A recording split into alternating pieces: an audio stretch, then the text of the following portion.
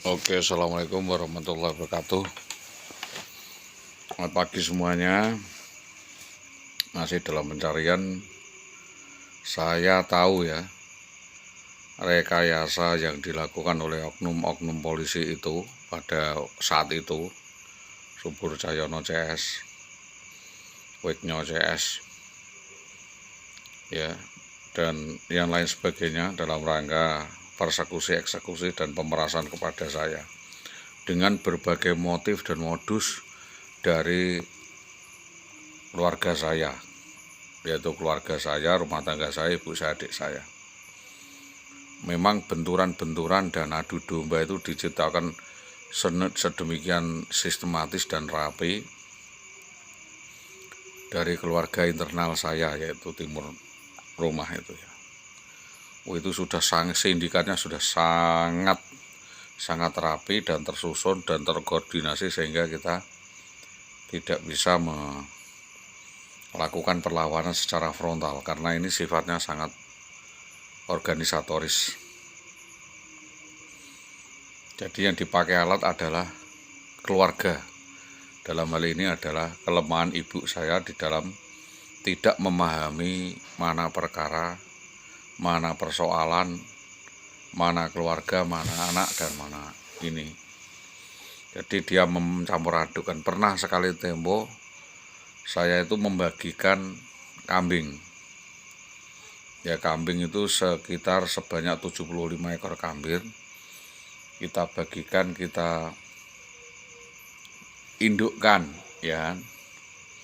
Ya, kita bagikan ke orang desa Karangkonang agar supaya kambing itu beranak pinak dan nanti berbagi hasil dengan saya. Tapi kenyataannya mereka semua itu merampok saya dan tidak berbagi dengan saya, malah memfitnah saya, mengalihkan kasus lainnya. Begitu juga dengan kasus dengan istri saya. Jadi benturan dengan istri saya dikomoditi seolah-olah terjadi KDRT, lalu istri saya dipersekusi, dipakai calak ya, dipakai calak kepada saya atau dipakai untuk memotong kelamin saya.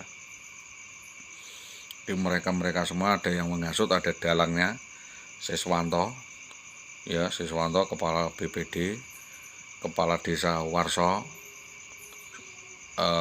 perangkat desa,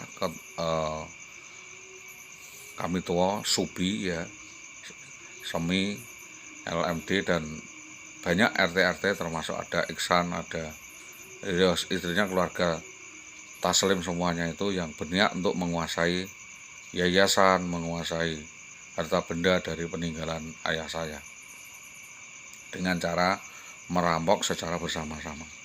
Maka dari ini, karena saya itu bekerja sendiri dan berpikir sendiri, saya lebih mengutamakan mengendalikan diri saya sendiri untuk upaya penyelesaian dan penelusuran kasus ini sampai semuanya clear. Karena kita dalam hal ini tidak bisa menunjukkan bukti yang nyata, saya hanya indikasi bahwa ini terkait itu. Sedangkan hubungannya dengan saudara Wiknyo, oknum anggota polisi itu, kaitannya keluarga, yaitu saudara Nafi. Saudara Nafi punya istri atas nama ya Utami. Nah, Utami ini masih saudaranya, suaminya dari Wiknyo. Dan Wiknyo juga punya sifat jahat, yaitu menambah fitnah. Waktu itu saudara Jabir mengadu domba saya dengan Suhadi. Nah, ini dimanfaatkan oleh Yusuf Hasim untuk menyemarkan nama saya. Jadi sistematikanya itu sangat politis dan kental sekali, sangat panjang. Maka dari ini, kejadian demi kejadian itu harus diteliti sumber akar permasalahannya, apakah itu pribadi atau politis. Kalau motif-motif pribadi saya tidak pernah punya. Mereka yang melakukan motif pribadi. Coba kita teliti lagi dari kejadian uang saya di bawah 65 juta saya dijanjikan menjadi PNS atau honorer di SMP. Itu ternyata tidak dibantu, tetapi saya malah direkadaya. Ini ada upaya rekadaya dan penipuan secara bersama-sama yang dilakukan adalah oleh keluarganya Pak Didargo ya. yaitu saya sampaikan betapa jahatnya keluarga. Ya, betapa jahatnya keluarga yang merekayasa dari wadah keponakan atau adiknya sendiri agar menjadi target polisi. Jadi tentang hilangnya Indah dari rumah tangga saya itu sudah direncanakan matang sangat lama.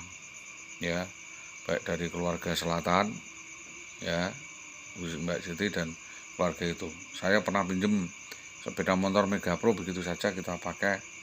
Baik-baik saya ya izin tak jajal Mega Pro. Sebagai tanggungan uang saya 65 juta masih dibawa, Mbok. Yang enak-enak aja dia melaporkan saya ke polisi dan menjadikan kasus itu ke kepolisian itu catatan kejahatan yang dilakukan oleh J. Lalu yang kedua kalinya, ya, kasus penculikan itu arahnya juga bisa ke sana. Dia berkoordinasi dengan Mulyadi memerintahkan Bambang Permati untuk melakukan peristiwa penculikan itu. Karena Mulyadi juga punya kepentingan atas warisan, ya, penguasaan warisan kepada hak saudara Sholihul Hadi untuk kepentingannya sendiri. Bahkan sampai sekarang. Sedangkan ibu saya itu bukan orang politik, tidak ngerti mana dia berpikir politik atau tidak, makanya saya memilih untuk diam dan tidak berkomunikasi dengan ibu karena bisa menjadikan salah paham. Dan menjadikan ibu nanti serba sulit. Karena ibu dekat dengan mereka dan tentu harus jauh dengan saya. Sedangkan saya banyak permasalahan nanti bisa yang menanggung ibu. Makanya itu pemutusan hubungan saya dengan ibu saya itu adalah sifatnya politis. Sifatnya keluargaan yang harus dipahami oleh anak-anak. Jadi memang itulah kehidupan bermasyarakat di tingkat paling bawah di wilayah Winong itu semua sifatnya politis. Apalagi kalau pesan ibu jangan berhubungan dengan orang Pekalongan. Orang Pekalongan itu orangnya rata-rata sangat licin dan bisa nanti menjerat dari belakang. Mereka bersaudara dengan saudaranya yang banyak dan dia akan merekayasa, merekadaya seperti kejadian dengan Mijan. Mijan itu merekayasa keluarga saya dengan berbagai cara.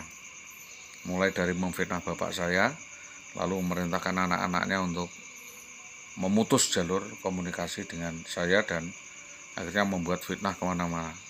Yang membuat saya tidak punya tempat dalam hal itu, dalam organisasi maupun apa, karena orang situ tidak mau terjatuhkan martabatmu sedikit pun, seperti dengan Ramzul Rahman dengan.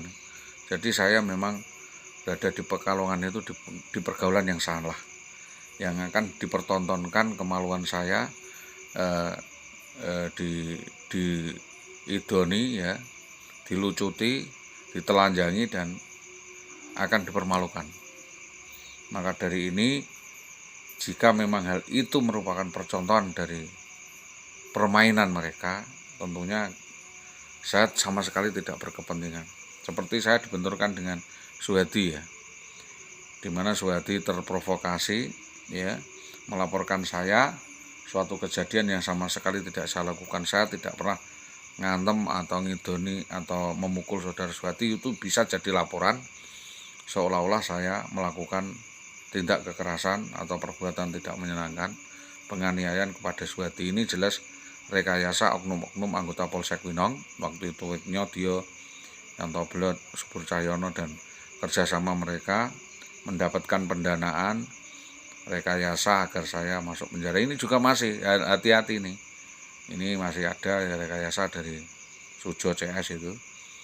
Ya, masih saudara saya sendiri, bisa saja ada kaitannya dengan rekayasa saudara J. Itu terungkapnya jelas. Istri saya hilangnya itu di Tambak Romo. Dengan hilangnya di Tambak Romo itu, waktu itu saudara J kan tugasnya jadi seksan di Tambak Romo. Harusnya kan bisa membantu saya, ya, membantu saya mengungkap atau ngudari kasus ini. Jadi ini aslinya urusan internal keluarga dalam rangka rebutan warisan. Intinya rebutan warisan. Karena memang sangat liciknya kan kita udah kalah masalah wakaf tanah sekolahan, wakaf tanah desa, ya sawah kita dijual untuk katanya untuk masjid dan sebagainya, dan sedangkan ibu saya tidak memahami bahwa perjuangan seperti saya membutuhkan senjata, yaitu keuangan. Tetapi ibu saya kalau bersama menghadapi saya berakting miskin, berakting susah. Tetapi kalau berhadapan dengan mereka pencitraan, dia kasih uang. Nah, inilah yang menjadi hambatan dalam politik keluarga saya. Maka dari itu saya memilih melepaskan diri dan melepaskan cengkeraman-cengkeraman itu, melepaskan pengaruh jabatan, pengaruh kemasyarakatan, pengaruh keluarga, pengaruh anak istri. Saya lepaskan semua dan game is over. Saya keluar dari kandang, keluar dari lapangan, saya tidak ikut main, saya jadi penonton saja. Biar mereka sendiri yang bermain, piye ledo cokot-cokotan. Mereka tidak bisa menjual nama saya, tidak bisa menjual aset saya melihat dari luar. Nah, itu tadi kronologinya. Indah Wayu Widiawati ini jelas terjebak dan menjadi alat mereka, ya, diadu domba dengan saya sendiri dan melawan saya dengan cara yang sangat ekstrim seperti itu. Ini ya. Jelas J itu kemungkinan menjadi otak utama dalam kejadian ini. Karena apa? Tidak berani membongkar kasus itu sampai sedalam-dalamnya, sampai Indah menjadi gendaannya Bambang. Nah, ini fenomena baru lagi.